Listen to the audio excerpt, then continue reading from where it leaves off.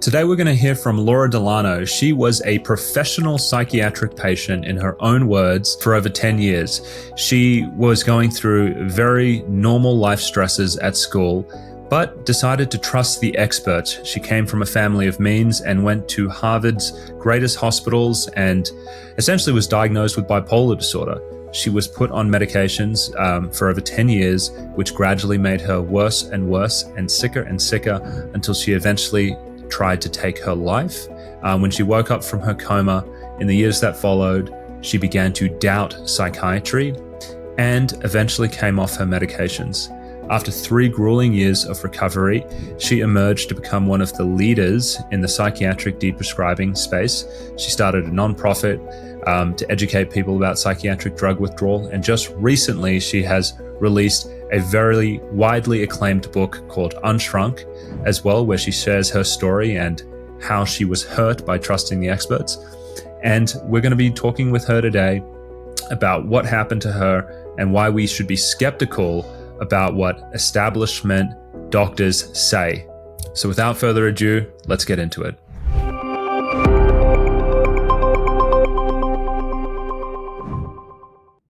Laura, you're a very threatening person to people out there. Your book's come out and it has been widely received as great, and people like it. But there's also a lot of people out there who are very uncomfortable about the message in there. And I guess I just want to get your response to that. What do you think is going on with people like, I guess, Ellen Berry, and some of these other folks that have just lashed out against the theme in your book of, coming off psychiatric medications? I think a lot of that reaction comes from a place of fear, and fear fueled in large part by the idea of non-experts, at least in so far as how expertise is defined in our country, for the most part, of non-experts talking about topics that are perceived to be for the territory of medical doctors only. So I get it. I was ready for the vitriol.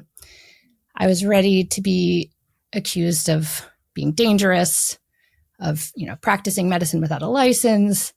I wasn't necessarily ready to be accused of killing people, which I have been in certain, comments spread throughout the internet, which I try not to pay too much attention to. But, if this was me, if this was me 15 years ago, I would have been having the same reaction as well, because I had invested so much of my life, years and years and years, becoming mentally ill, basically making it my whole life's purpose. And so to see a story that about someone who went in the opposite direction, I think would have been really hard for me to actually be open to. And I probably would have been one of the angry people on the internet bashing me.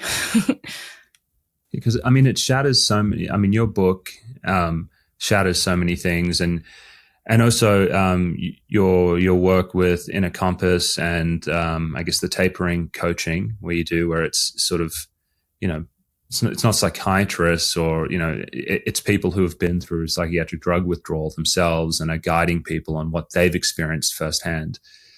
Like there's so many things that sort of shatter the mold here. One is that, hey, you might not need to be on psychiatric medications, that they may actually be making you sick. I think that can be a very threatening idea for some people who are really invested in the cure for me is the pill. But the other part of it is that the right person to help me with this might not be a doctor. And I know viewers on this channel, they know me and they know I speak very freely about how mediocre and dangerous mainstream psychiatry and medicine is, in the transactional visits and, the overdiagnosis and, just the med stacking. But, for the person out there who's like, I need these pills and, the doctors are the only ones who can really help me. You stand in opposition to that. And I think it's making people very uncomfortable. I agree about the discomfort. And I do think we are in a time in which doctors have been, for the most part, put on a pedestal at the highest level of authority, of wisdom. And I remember, this is largely why I was psychiatrized for so many years, because I too once just took for granted that if you had M and D after your name, you understood me better than I understood myself. You understood my body better than I understood it. You understood my mind. And I do think we are in such a medicalized time as a culture where we are both deferring to medical authorities and learning to medicalize our day-to-day experiences. And so it's really hard to disentangle yourself from that. And I think the first step of, where you're even recognizing that this is what you're doing is the hardest. And so until you reach that point where you're ready to entertain the idea that expertise might not always come from the institution, you're going to hear a story like mine as an assault on everything good and true and right. So yeah, I get it. I mean, it's kind of like, who is this bitch who is saying that you don't need meds? Like I need meds, and if she's going a different way, then like that could make you feel uncomfortable. It's just like, I have to take these meds every day, and there's this person out there saying, she's doing fine without it, but I can't see a path there, and now I'm mad, and now I'm jealous, and now I'm bitter. And rather than, I guess, maybe hearing your message, that they can attack you as a person. And they may even go so far as to say you're actually dangerous. You're killing people with this message. Yep. Yeah. Well, and what's fascinating is that I have never once ever on the internet, anywhere, 15 years of doing this, never have I actually said to anyone, you should come off your meds, or you shouldn't take these meds. Because I don't actually think that I would know whether or not that's the right thing for someone else. Having been a patient for so many years, I'm very sensitized to how power works, and in these kind of, individual encounters that we have with people who are talking about your, as a patient, you're used to just talking about yourself all the time with other people, and then having them basically tell you what they think you should probably do. So I'm really sensitized to that kind of power dynamic. And so I even though all I've ever been doing from the beginning is share my own personal story and then share basic facts about the mental health industry that I ended up discovering in my own journey. That's all I'm doing. Yet somehow people hear that as me telling them that they're making a mistake for being on these drugs, or that they should come off, or that all drugs are bad. It's a fascinating phenomenon how people hear something that I'm totally not saying, and I can't change how they're interpreting it. I mean, I can do my best, but at the end of the day, I just have to let it go. And if someone reads my own personal story and thinks that's me telling them to come off their meds, I don't know what else I can do beyond saying, well, I didn't actually say that, but okay. I think it's, I deal with some of this in my own work, and I get criticized by patients and by doctors. I have people who go on my, social media chats, and they'll post the contact information of the Utah Medical Board and encourage people to leave complaints about me. And so I, as sort of a target of this stuff myself, I reflect on it a lot also. And, when I think about the doctors, I think many of them, maybe in their heart of hearts, they know that it doesn't make sense to put people on meds after a 20-minute visit and then just simply ignore the fact that they're on meds, and you don't bring it up in the appointments, or if you do, it's up, down, stay the same, go down. They know that they're not really helping people with lifestyle interventions or anything like that. They also know that these meds don't work that well for everyone, and that people develop tolerance, and sometimes they get sicker and they become treatment resistant, and that it's just this big dice roll. And so I think they feel that, but then they rationalize it to themselves. They go, oh, well, we work in this insurance-based system, these drugs are the best that we have. And because they know that it's not good, but then they're also afraid to buck the system and to be like, there can be a better way and there can be another way.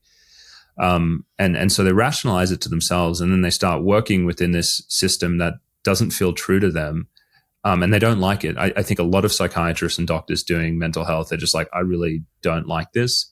And so when they see someone else who's doing it differently and just saying, no, this is not good, this is not great, we should be practicing differently, but they're unable to get themselves to that place, I think it makes them angry. Mm-hmm. I think they look at me and they go, hey, Dr. Joseph, who is this guy who thinks he doesn't need to conform to what we're doing? Who is this person who thinks there's this other way? There isn't another way. You just need to suck it up and deal with the fact that, practicing mental health is, dirty and shitty. And I don't accept that.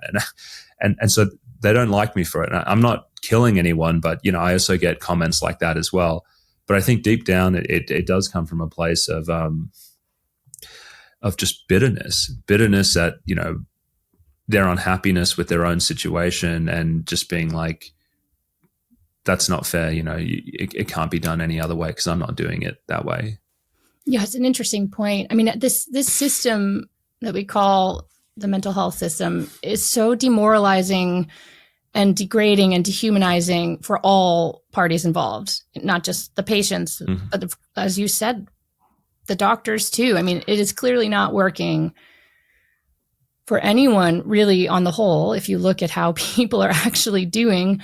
And I think, I'm sure you're right that anger and bitterness is a big piece of it, but I really think, I always come back to fear. I think a lot of it is just when you've invested, like I can imagine being a doctor in my, 30s, 40s, 50s, where I've invested years and years and years and hundreds of thousands of dollars into this standard of care that I'm practicing, this diagnostic framework that I'm utilizing, this dynamic I have with my patients, to then have to step back and not only say to oneself like, ooh, this isn't working so great, but actually like, wow, maybe I've been harming my patients.